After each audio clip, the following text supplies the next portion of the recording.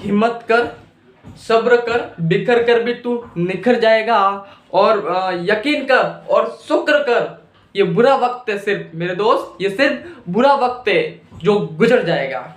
तो hello everyone, मेरे इस बेहतरीन से प्लेटफॉर्म में आपका वेलकम करता हूं। मैं आर के Madhav, physics, chemistry, bio educator, क्या तीनों सब्जेक्ट पढ़ाता हूं। यहाँ पे स्पेशलिस्ट फिजिक्स पढ़ाता हूं, लेकिन आपको यहाँ पे तीनों सब्जेक्ट पढ़ने को मिलती है। आज मैं देखो थंबनेल में आपने देख लिया होगा कि मैं किसके बारे में डिस्कस आज करने आया हूँ। क्या किसके बारे में डिस्कस करने आया हूँ? तो ऐसा थंबनेल में देखा होगा कि सर ऐसी कोई ट्रिक है क्या जिससे मेरा सिलेक्शन हो जाए और जल्दी जल्दी से मैं नीट 24 को फोड़ सकूं। देखो सीधी सी बात है, साफ सीधी बात है, ऐसी कोई ट्रिक नहीं है।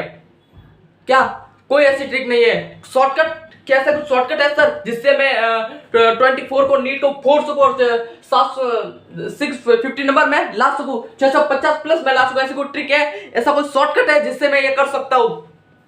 नहीं यार, कोई शॉर्टकट नहीं है। लाइफ का कोई शॉर्टकट नहीं होता है, ये एग्जाम भी का शॉर्टकट नहीं होता है। शॉर्टकट देखो, शॉर्टकट आपको मंजिल तक पहुंचा देगा क्या, लेकिन घूम फिर के वहीं आ जाओगे। शॉर्टकट कभी मंजिल नहीं पहुंचाता, याद रखना। क्या शॉर्टकट आपको रास्ता जरूर बता सकता है, लेकिन आप मंजिल तक नहीं पहुंचा सकते। मंजिल तक पहुंचना है तो घिसना तो पड़ेगा, साफ सीधी बात है। तो यार वही उम्मीद को आज पूरा करने आया हूं मैं आपके सामने आज बीच। ऐसे मैं आपको पूरी रणनीति बताऊंगा कि आपको किस ढंग से पढ़नी है। क्या इस रणनीति से सर मेरा सिलेक्शन हो सकता है? क्या इस रणनीति से मेरा सिलेक्शन हो सकता है? नहीं हो सकता, नहीं हो सकता। अगर मैं जो बताऊं, मैं बोल दिया यार, जो भी रणनीति बताऊंगा उस हिसाब से आप चले तो मैं कह सकता हूं श्योर है। हाँ, अगर तूने 11 से 12 मंथ ये काम कर लिया, अभी से वीडियो बना रहा हूं, अभी ये काम कर लिया 24 को तू फोड़ सकता है, ये मैं कह सकता हूं। लेकिन अभी मैंने तेरे को बोला और तूने घर जाके ऐसे ही कर लिया, या फिर ऐसे इस काम से बोला इस काम से निकाल लिया, तो कुछ नहीं हो सकता यार। ऐसे 1000 वीडियो देख लो ना यार, ऐसे रणनीति के बहुत मेरे से भी अच्छे मिल जाएंगे यूट्यूब पे आपको मेरे से भी अच्छे मिल जाएंगे। लेकिन आप उसको एक को भी अगर फॉलो करते हो ना तो आपका सेलेक्ट हो पाओगे।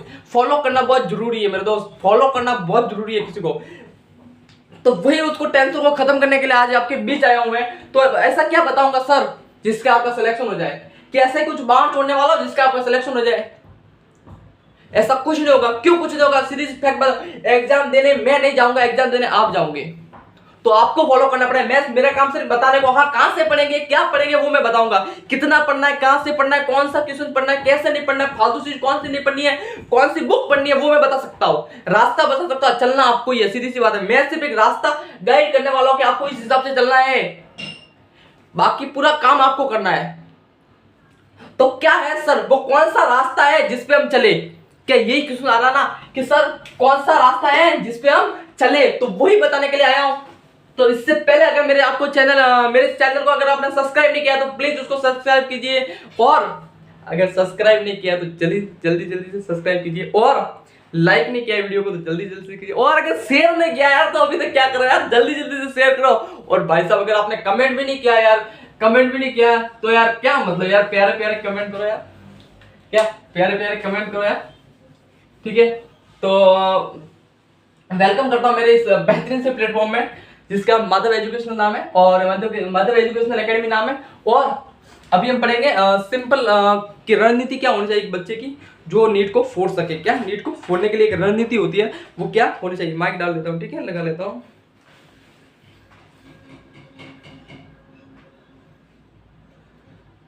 तो हाँ, क्या ऐसी रणनीति कराओ अपनाऊं सर जिससे मेरा सिलेक्शन हो पाए? तो देखो सबसे पहले अगर मैं चलता हूं कि सर मैं क्या करूं, देखो फिजिक्स की अगर मैं बात करूं कि आपको किस ढंग से पढ़ना है, क्या करना है, क्या नहीं करना है। फिजिक्स की अगर मैं बात करूं तो देखो सबसे पहले अगर कहूं ना कि फिजिक्स में मैं क्या करूं जिससे मेरा फिजिक्स में स्कोर अच्छा आ जाए। क्या फिजिक्स में ऐसा क्या, देखो पर्सनली मैंने फिजिक्स के लिए वीडियो बना रखा है, लेकिन अभी मैं पूरे नीट की बात करना चाह रहा, एक वीडियो मैंने अपलोड कर देता हूं, ठीक है। इसीलिए अगर मैं पर्सनल फिजिक्स की बात करूं तो सबसे पहले फिजिक्स आपको सेलेक्ट तो करनी नहीं है, खुद से फिजिक्स तो आपको करनी नहीं है, सीधी सी बात है। अगर आपको नीट में सिलेक्शन चाहिए 11-12 महीनों के अंदर तो फिजिक्स तो मुझे खुद से करनी नहीं है। क्या फिजिक्स तो मुझे खुद से करनी नहीं है, तो सर किससे करे? देखो मेरा यूट्यूब पे बैच चलता है जिसका नाम है बिलीव 2.0, ठीक है। यहाँ पे फिजिक्स, केमिस्ट्री, बायो तीनों आपको मिलती है। और अगर आप नीट की तैयारी करते हो तो नीट के लेवल के भी क्वेश्चन करवाता हूँ, और अगर आप जेई की तैयारी करते हो तो जेई लेवल के भी क्वेश्चन करवाता हूँ, और अगर आप 11th और 12th में हो तो वो भी करवाता हूं। यहाँ पे आपको सब मिलती है, आपका कौन सा लेवल है उस पर डिपेंड करता है। ऐसे लेवल को मैंने बांट रखे, कैसे लेवल को बांट रखे, अगर नीट का स्टूडेंट तो आपको इतना ही देखना है, ऐसे उस हिसाब से चलना है आपको, ठीक है। और 11 12 का और अलग है, आपको पूरी रणनीति एक साल के अंदर से पूरा कोर्स करवाया जाएगा, ठीक है। तो ये आप करो। फिर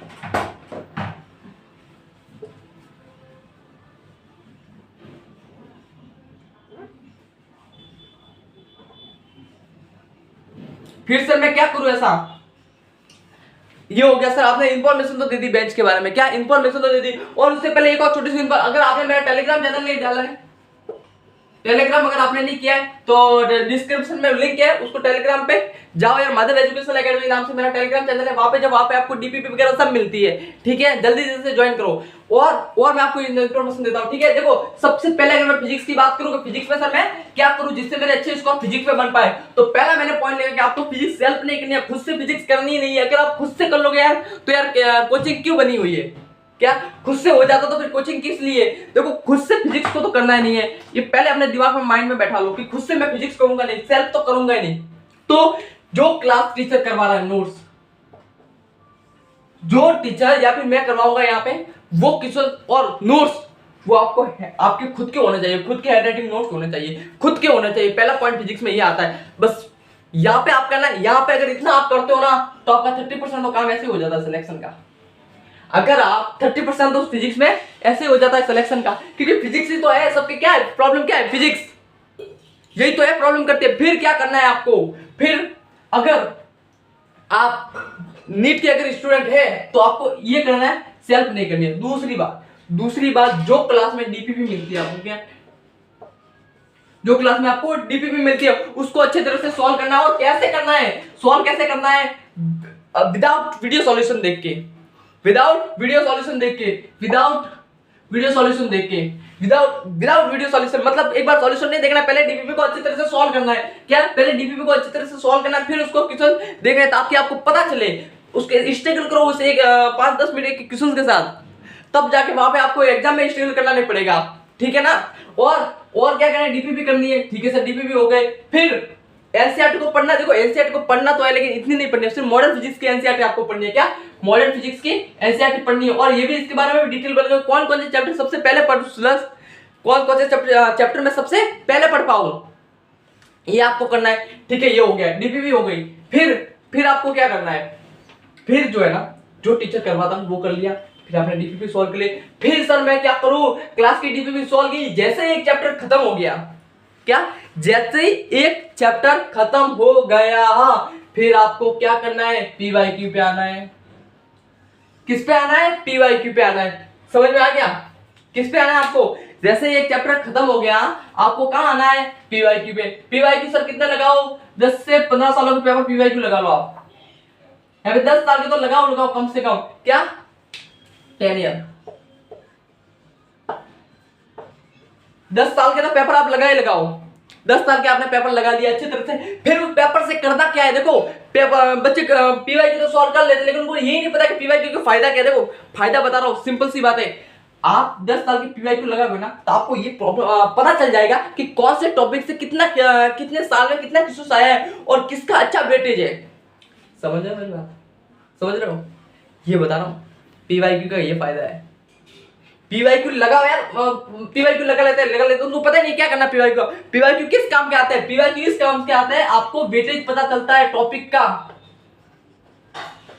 का वेटेज पता चलता है कि हमारा इस टॉपिक से इतना वेटेज है, इतना वेटेज है। समझ में आ गया, पीवाईक्यू के साथ क्या करना है। फिर जो अच्छा खासा वेटेज है ना उस पर थोड़ा ज्यादा ध्यान दो, जो बार बार क्वेश्चन पूछ रहा है वहां पे थोड़ा ज्यादा ध्यान दो। देखो आपका इतना काम तो इतना सरल से हो रहा है यार, पीवाईक्यू से इतना काम होता है, जो आपको आ रहा है कि भाई ये आपको लग रहा है कि यार इस टॉपिक से इतने अच्छे क्वेश्चन मिल रहे हैं, बार बार यहां से पूछ रहा है तो उसको ऐसे क्लिक कर दो। जैसे कि मॉडर्न फिजिक्स में इलेक्ट्रॉनिक्स वगैरह आता है तो वहां पे क्या है वहां पे गेट्स के बारे में पूछता है कि नहीं पूछता है ना, तो वो लगा लो, ऐसे पता चलता है गेट के बारे में क्वेश्चन आता है, ये तो ऐसे पता चलता है यार कि देखो हम कैसे श्योर के साथ कह सकते हैं। पता है ऐसा कोई पेपर नहीं होगा नीट का जिसपे गेट का क्वेश्चन आया ही नहीं है। अगर गेट का क्वेश्चन नहीं दिखता ना पेपर में या बोर्ड में 11th और 12th, हाँ 12th में और यहाँ पे क्या नीट में, तो पेपर अधूरा है, समझ रहे हो। क्यों ऐसे कैसे बोल सकते हैं कि गेट का आएगा? क्योंकि उनको पता है ना यार कि हर साल आता है और आएगा, अब की बार भी आया है, हर साल आएगा गेट का पेपर आएगा। तो ये मैं बता रहा हूँ, इस हिसाब से उनको पता चलता है कि गेट का क्वेश्चन तो देना ही है, समझ रहे हो। भावनाओं को समझ रहे हो, मेरी भावनाओं को। देखो ये है, तो ये आपके 10 साल के अगर आप पेपर करोगे तो आपको पता चल जाएगा कि यहाँ से इतना क्वेश्चन आता है, यहाँ से आता है, खत्म मेरी बात। हाँ सर यहाँ तक तो खत्म। फिर देखो आपके पास थोड़ा टाइम है, क्या 1 साल आपके पास पड़ा है, तो 1 ईयर में आपको करना क्या है, नोट्स पढ़ने अच्छी तरह से। देखो नोट्स अच्छी तरह से पढ़ने हैं, ठीक है, अच्छी तरह से सर को फॉलो करना है, जो बता रहे वो करना है, जो भी बताओ वो आपको करना है। फिर क्या करना है, 10 साल के पेपर क्वेश्चन कर लिए, फिर आपको क्या करना है, एनालिसिस करना है, फिर उस पर ज्यादा फोकस करना है जो हाई लेवल हाई वेटेज है। फिर क्या करना है, देखो जो आपने पढ़ा है ना एक दिन में, या फिर या तो एक दिन का कर लो, एक दिन का ऐसा नहीं है, जैसे ही चैप्टर खत्म हो गया उसके सब फॉर्मूला लिख लो, एक पेपर पे फॉर्मूला लिख लो, उसको 10 बार रिवाइज कर लो, उस फॉर्मूले को 10 बार रिवाइज कर लो, उस फॉर्मूले को। एक चैप्टर खत्म हो गया उसके फॉर्मूले अच्छी तरह से रिवाइज कर लो और चिपका लो अपने स्टडी टेबल के सामने, उसको एक बार रिवाइज कर लो अच्छी तरह से। क्या रिवाइज कर लिए, फिर आना है, देखो डीपीपी हो गई, देखो डीपीपी हो गई, हर चैप्टर से हर दिन की डीपीपी सॉल्व कर ली, फिर पीवाईक्यू, फिर आपको है ना, फिर आपको क्वेश्चन प्रैक्टिस पे जाना है, एमसीक्यू। देखो ये मेरे हिसाब से ये ना 50 के आसपास क्वेश्चन हो जाएंगे, 50 के आसपास हो जाएंगे, 50 आपको यहाँ कर लेना है, फिर 100। देखो ये 100 क्वेश्चन हर चैप्टर से अगर आपने 100 क्वेश्चन कर लिए और फॉर्मूले वगैरह अच्छी तरह से पढ़ लिए, पीवाईक्यू कर लिया और अच्छे तरह से 100 क्वेश्चन, तो आपको इस चैप्टर से ज्यादा और नहीं करना, बस इतना करना है। मैं गारंटी के साथ कह सकता हूं अगर आपने ये कर लिया फिजिक्स में तो आप फोड़ दोगे फिजिक्स में। अगर आपने फिजिक्स में इतना ही कर लिया ना तो इतना हो जाएगा। क्या क्या करना है सर, वापस एक बार मेरे को रिकैप कर दो कि मेरे को फिजिक्स में क्या क्या करना है। पहले बता रहा हूं फिजिक्स में आपको क्या करना है। देखो सबसे पहले क्लास नोट्स करने हैं जो टीचर करवाता है, खत्म इतनी बात। हाँ सर इतनी बात क्लियर, खत्म, इतना तो मुझे क्लियर हो गया। फिर क्या करना है, फिर आपको डीपीपी करना है, डीपीपी करना है। थ्योरी से मॉडल में बताऊंगा थ्योरी किस किस की करनी है, ठीक है। थ्योरी इतनी फिलहाल इतनी देंगे आपको, थोड़े बहुत जब आपको 2-3 महीने बचते हैं ना तब आप थ्योरी मॉडल फिजिक्स से स्टार्ट करना शुरू कर दो, बाकी अपनी क्लास को फॉलो करो। डीपीपी करना है। फिर फिजिक्स में मैं क्या करूँ ऐसा, देखो पीवाईक्यू, फिर चैप्टर खत्म हो गया पीवाईक्यू करो, फिर मैं क्या करूँ एमसीक्यू कर लो आप। मेरे हिसाब से 100 से 125 तक क्वेश्चन आप लगा लेना एक चैप्टर से, 1 चैप्टर से इतने क्वेश्चन आप लगा लो ताकि आपका क्वेश्चन बाहर नहीं जाएगा। गारंटी के साथ कह सकता हूं अगर आपने इतना कर लिया ना तो फिजिक्स में स्कोर हो जाएगा। फिजिक्स में कोई टेंशन नहीं है। और आपको ऐसा लगता है ना, देखो मेरा ऐसा पर्सनल में बिलीव है, अगर आपको लगता है ना कि फिजिक्स यार बहुत हार्ड है यार, मैं तो फिजिक्स में कर ही नहीं पाऊंगा स्कोर, तो आपको क्या करना है पता है, आपको क्या करना है कि अगर आपको लगता है कि फिजिक्स तो मेरे लिए इतनी हार्ड है मैं कैसे कर पाऊंगा फिजिक्स को, तो आपको एक रणनीति बताता हूं, वो ध्यान से सुनना। आप है ना 10 दिन पूरी फिजिक्स लगा 2 चैप्टर पढ़ो फिजिक्स के, 10 दिन से सिर्फ फिजिक्स। अब बहुत टाइम है, 10-12 महीने पढ़े हुए, तो आपको क्या करना है 10 दिन के अंदर सिर्फ फिजिक्स 2 चैप्टर या 1 चैप्टर करना है 10 दिन के साथ। उसके ये जो 2 चैप्टर आपने 10 दिन में पढ़े ना वो रणनीति यहाँ लगानी है। क्या ये रणनीति इस 2 चैप्टर में लगानी है 10 दिनों के अंदर। फिर ये 2 चैप्टर है ना, अगर आपने इतना 10 दिन में अगर आपने 2 चैप्टर को तैयार करके ये जो मैंने बताया ये आपने स्ट्रेटजी लगाई, तो मैं गारंटी के साथ इस 2 चैप्टर में ना कॉन्फिडेंस आएगा आपको। क्या कॉन्फिडेंस आएगा। फिर आप सोचोगे कि जब मैं 2 चैप्टर कर सकता हूं इस रणनीति से, इस ट्रिक मतलब एक वो ठीक है, और इस रणनीति से अगर मैं 2 चैप्टर कर सकता हूं तो मैं 30 चैप्टर क्यों नहीं कर सकता यार। 10 दिन में लगानी है सिर्फ। कॉन्फिडेंस के लिए मैं बोल रहा हूं 10 दिन सिर्फ फिजिक्स पढ़ के देख लो यार, हो जाएगा। आपको बिलीव आएगा, अपने आप पे विश्वास आएगा। मैंने क्या हुआ मुझे पता है ना यार, ये करना आप खत्म, फिजिक्स का डर खत्म हो गया।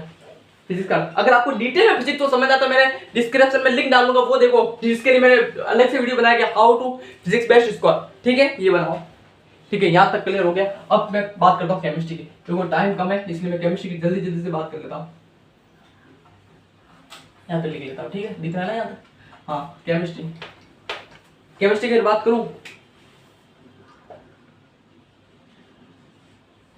अगर मैं केमिस्ट्री की बात करूं तो क्या है केमिस्ट्री, देखो केमिस्ट्री क्या है पता है, आपकी केमिस्ट्री की सबसे पहले थ्योरी कवर होनी चाहिए, थ्योरी एकदम कवर होनी चाहिए, थ्योरी एकदम बेस्ट होनी चाहिए।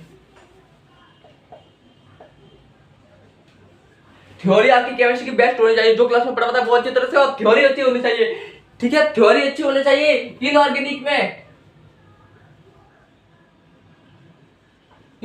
एनसीईआरटी, ऑर्गेनिक में एनसीईआरटी, और फिजिक्स में क्या करना है, एग्जाम्पल।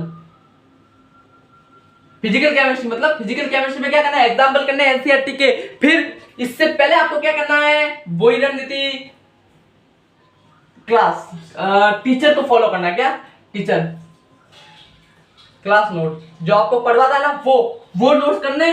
फिर एनसीईआरटी, फिर आपको पता है जब इतना हो जाएगा, जब ये क्लास नोट हो जाएगी, एनसीईआरटी हो जाएगी, तो फिर आपको क्या करना है पता है, डीपीपी लगानी है, पीवाईक्यू लगाना है। पीवाईक्यू में क्या करना है पता है, एनालिसिस करना है कौन से टॉपिक से कितना क्वेश्चन आया है, कैसा क्वेश्चन आता है, हाँ कितने हार्ड क्वेश्चन आता है, फिजिक्स में कितने आता है, क्या नहीं, फिजिकल केमिस्ट्री में कितना आता है, क्या नहीं आता है, वो करना है, एनालिसिस करना है। एनालिसिस के बाद फिर एनसीईआरटी को कैसे पढ़ना है पता है, एक बार आप रीडिंग करो एनसीईआरटी, इनऑर्गेनिक को केमिस्ट्री अच्छी तरह से पढ़ो, रीडिंग कर लिया, फिर रीडिंग करने के बाद क्या करना है पता है, एक बार आप रीडिंग करोगे ना, एक बार अगर आप रीडिंग कर ली, फिर उसके बाद क्या करना है, दूसरी बार करो ना यार, एक बार तो अच्छी तरह से पढ़ लो एनसीईआरटी को। देखो एनसीईआरटी से कैसे रीड करते हैं वो बता दो, एक बार एनसीईआरटी को ढंग से पढ़ लो, ठीक है, अच्छी तरह से मन से पढ़ लिया एक चैप्टर को अच्छी तरह से, फिर क्या करना, दूसरी बार पढ़ो ना, जो आपको इंपॉर्टेंट लगता है ना वो टिक करो।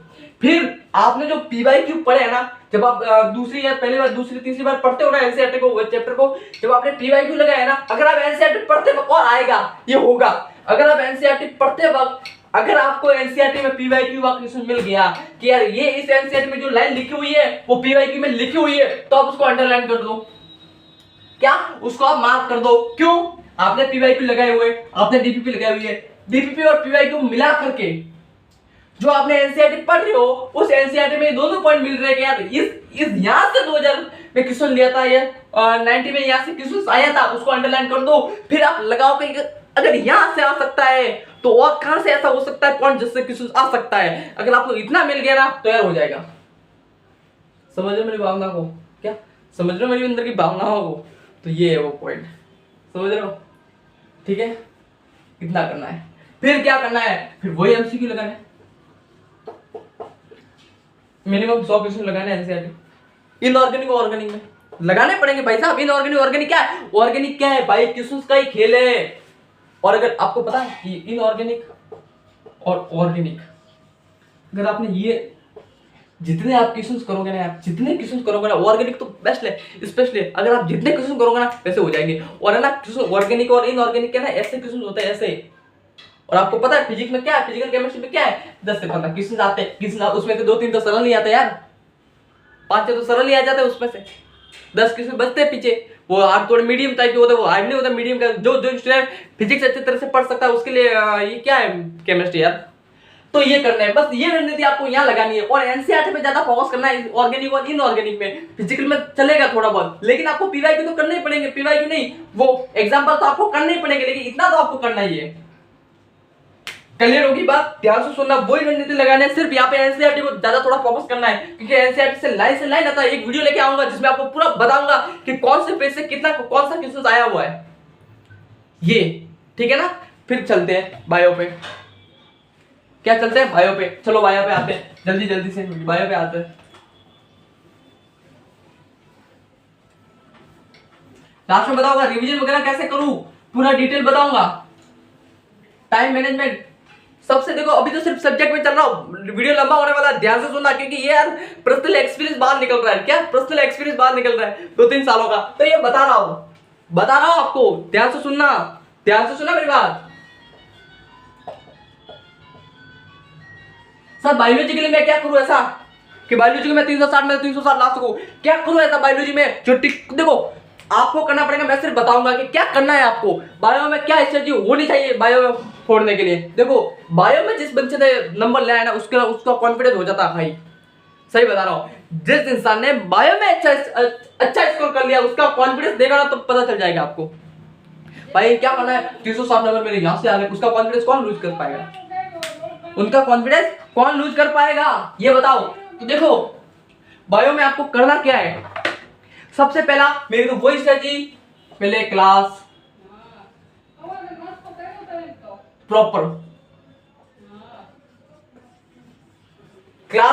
करनी है, आपको अच्छी तरह से क्लास करनी है। क्लास कर लिया, उसका रिवीजन कर लिया, ठीक है कर लिया। रिवीजन कैसे करना बाद में बताऊंगा पूरे वीडियो के बाद, कि रिवीजन आपको कैसे करना है, टाइम मैनेजमेंट कैसे करना है, सब बताऊंगा, ठीक है। फिर क्या करना है, क्लास नोट्स को अच्छी तरह से पढ़ना, अच्छी तरह से पढ़ लिया, हाँ पढ़ लिया। फिर क्या करना है, धीरे धीरे क्लास नोट्स को ना शॉर्ट नोट्स में कन्वर्ट करो। बायोलॉजी के अच्छे थोड़ा हटके इन सबसे थ्योरिकल चीजें, तो उसको थोड़ा इस हिसाब से करूंगा। फिर ये शॉर्ट नोट्स कन्वर्ट हो जाने चाहिए, क्लास नोट कन्वर्ट हो जाने चाहिए, डिटेल नोट्स कन्वर्ट हो जाने चाहिए शॉर्ट नोट्स में। ऐसा नहीं कि आप सब इस पॉइंट को यहाँ पे लिख दो, नहीं, आपको वो पॉइंट्स यहाँ पे लिखने जो देखो कोई ट्रिक होती है, पता है आप, ये ट्रिक आप ही बता सकते हो, जैसे कि मेरी ट्रिक थी, तो ये ट्रिक आप ही बता सकते हो कि इस नोट्स को मैं इस नोट्स में कैसे कन्वर्ट कर पाऊं। जो भी आप समझना वो समझ जाओ, जो आपको पता है कि ये पॉइंट मैं कैसे भूल ही नहीं सकता, ये तो बेसिक सा पॉइंट है, वो क्यों लिख रहे हो उसमें यार, क्यों लिख रहे हो। फिर ये नोट्स उसके भी शॉर्ट नोट्स में कन्वर्ट हो जाना चाहिए। और ये कैसे आएगा पता, इसको जब महीने भर पढ़ोगे ना, महीने भर लगातार पढ़ोगे ना, तो इसमें हो जाएगा। फिर इसको 1-2 महीने इसको पढ़ोगे ना, तो इसमें हो जाएगा। फिर इसको क्या करना है पता है, एनसीईआरटी ये दी हुई है, एनसीईआरटी दी है, यहाँ पे वो थ्योरी लिखी हुई है, यहाँ पे सी छुटी हुई है, इसको यहाँ कन्वर्ट करना है, बस खत्म। पेंसिल से करना है, क्या करना है, इसको यहाँ पे करना है। देखो ये कोई नहीं बताएगा ऐसी ट्रिक, ये ऐसा कोई डिटेल में नहीं बताएगा, ये मेरा पर्सनल है, मैंने जैसे किया था वैसे करा रहा हूँ। पहले थ्योरिकल चीज बनाई, ठीक है सर, पूरा अच्छे तरह से क्लास में बनाया, उसको 1-2 महीने पढ़ा। फिर आपको उस क्या करना है, शॉर्ट नोट्स बनाने हैं, ठीक है। फिर उसके शॉर्ट नोट कन्वर्ट करके जो यहाँ पे जगह बचती है वहां पे लिख दो, और वो भी शॉर्ट नोट्स में लिख दो। क्या शॉर्ट नोट्स में लिख दिया, हाँ सर इतना तो आपने बता दिया अच्छे तरह से, यहाँ पे समझ में आ गया। फिर क्या करना है, फिर भाई साहब आपकी झंझट बचेगी नहीं, वो शॉर्ट नोट्स ही है। फिर जो एनसीईआरटी में जो एनसीईआरटी को जैसे पढ़ते हो ना, फिर वो पॉइंट तो यहाँ पे लिखे हुई है, जो अच्छे से आपको ऐसे समझाए हुए, ऐसे समझाए हुए। फिर क्या करना है, फिर आपको अच्छे उसको सब, फिर एनसीईआरटी को अच्छी तरह से पढ़ लो आप। क्या एनसीईआरटी को अच्छी तरह से 15-20 बार एक बार पढ़ लिया, चैप्टर को पढ़ लिया, एनसीईआरटी की लाइन से लाइन पढ़ लो, लाइन से लाइन। अगर बायोलॉजी में अगर आपका अच्छा स्कोर नहीं हो रहा ना, तो इसका ये की मतलब आपने बायोलॉजी अच्छी तरह से नहीं पढ़ी, आपको लाइन से लाइन पढ़ी होनी चाहिए यार, समझी होनी चाहिए। एक एक लाइन से बहुत सारे किसी मतलब निकलते, उसका आपको थोड़ा बहुत ध्यान रखना पड़ेगा। क्या उसका आपको थोड़ा बहुत ध्यान रखना पड़ेगा। तो ये कर दिया सर, हाँ इतना तो आपने पूरा डिटेल में समझा दिया। अब मैं क्या करूं, फिर आपको करने पीवाईक्यू, और मैं गारंटी के साथ कह सकता हूं, अगर आपने क्लास नोट को शॉर्ट नोट में एनसीईआरटी को अगर आपने इतना जितना भी मैंने अभी तक बताया ना, अगर वो आपने कर लिया ना, तो आप गारंटी के साथ कह सकता हूं एक भी पीवाईक्यू नहीं होगा जो बाहर से चला जाएगा। क्या एक भी ऐसा पीवाईक्यू नहीं होगा जो आपसे नहीं बनेगा, बन जाएगा सब। अगर आपने क्लास ढंग से की है, शॉर्ट नोट्स बनाए, उसके भी शॉर्ट नोट्स बना के अगर आपने एनसीईआरटी में कन्वर्ट किया, और एनसीईआरटी को भी बार बार पढ़ा, उस शॉर्ट नोट्स को भी बार बार पढ़ाए। बार बार का मतलब 5 से 7 बार तो पढ़ना ही होना चाहिए, और अच्छी तरह से पढ़ना चाहिए। ऐसा नहीं कि एक पेज पढ़ लिया, बाहर घूमने गए वो गए ऐसे फोन चलाए, वो नहीं, ध्यान से सुनना है और ध्यान से समझना कि एनसीईआरटी कहना क्या चाह रही है। अगर आपने ये कर लिया, तो मैं गारंटी के साथ कह सकता हूं यहाँ से पीवाईक्यू फंसेगा, फंस जाएगा, ठीक है। जब अपने आप में ना पीवाईक्यू फंसता है ना, तो एक अलग ही लेवल का कॉन्फिडेंस आता है। क्या अलग ही लेवल का कॉन्फिडेंस आ रहा है। और जो हिंदी मीडियम के वाले हैं और इंग्लिश मीडियम वाले, और अगर हिंदी मीडियम की है तो एमटीजी बुक सॉल्व कर लो। क्या एमटीजी बुक सॉल्व कर लो। और अगर जो कोचिंग वगैरह इंस्टीट्यूट में, उसकी डीपीपी भी लगा लो, डीपीपी और मॉड्यूल सॉल्व कर लो, बस इतना अगर बायो में कर लिया। फिर देखो फिर क्या करना है, ये तीनों हो जाने के बाद, डीपीपी और मॉड्यूल या फिर एमटीजी कुछ भी करने के बाद, अगर आपको वापस एनसीईआरटी को पढ़ना है, और ऐसा हर चैप्टर में करना है, फिर वापस एनसीईआरटी,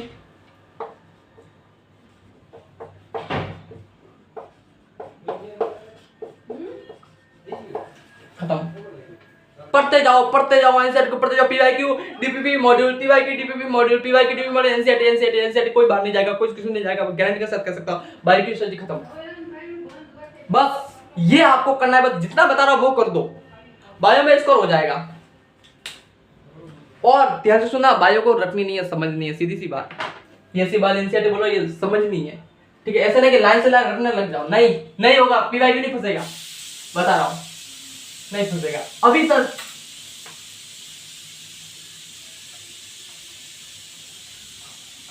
अभी सर ये बता दो मेरे को कि टाइम कैसे मैनेजमेंट करें। ये टाइम वो टाइम नहीं है, वो टाइम नहीं है जो आप सोच रहे हो। दूसरी बताओ, ध्यान से सुनना।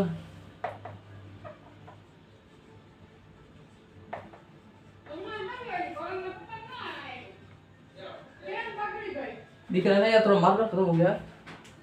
हाँ दिख रहा है। टाइम मैनेजमेंट, एवरी चैप्टर, हर चैप्टर को कितना टाइम दूं सर। देखो ध्यान से सुनना, ऐसा कोई चैप्टर नहीं है जो आप बोल सकते कि ये हाई वेटेज का, ये हाई वेटेज का नहीं, ऐसा कुछ होता ही नहीं है। क्या ऐसा कुछ होता ही नहीं है। मैं केमिस्ट्री की बात करूं, आप लगा रहे हो थर्मोडायनेमिक्स को, उसमें यहाँ पे देखो, यहाँ पे पढ़ने का एक ही फायदा आपको हिंदी में मिलता है, इंग्लिश में मिलता है, कंफ्यूज तो होना ही नहीं है। उसमें आप केमिस्ट्री में पढ़ रहे हो उष्मागतिकी में, हाँ ये पढ़ रहे हो। और जो इजी चैप्टर है क्या, पॉलीमर मान लो,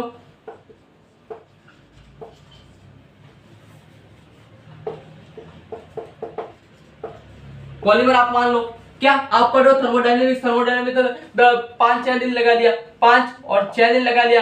यहाँ पे आपने एक दिन लगा दिया, यहाँ पे भी एक क्वेश्चन आना है, यहाँ पे भी एक क्वेश्चन आना है, यहाँ पे भी 4 नंबर मिलने हैं, यहाँ पे भी मिलने हैं। तो क्यों ऐसा क्यों करूं? बहुत सारों के बच्चों की रैंक इसकी वजह से गिर जाती है क्योंकि उसको हाई वेटेज मानते हैं। अरे ऐसा कुछ ही नहीं है यार, आप कंपटीशन में बैठे हुए, आपको ये पता होना चाहिए कि ऐसा नहीं हो सकता।